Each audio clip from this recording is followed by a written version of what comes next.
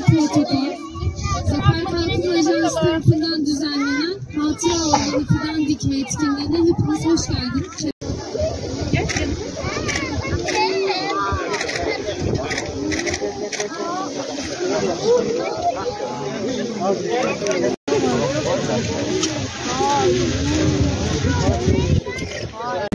Zafer Kalkınma Ajansı Hatıra Ormanı hatıra olarak kalmayacak.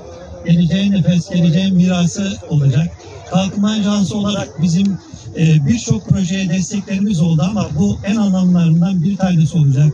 Zira sadece ekonomik ve sosyal kalkınma değil, çevresel, doğa yönlü bir kalkınma da bize gerekli.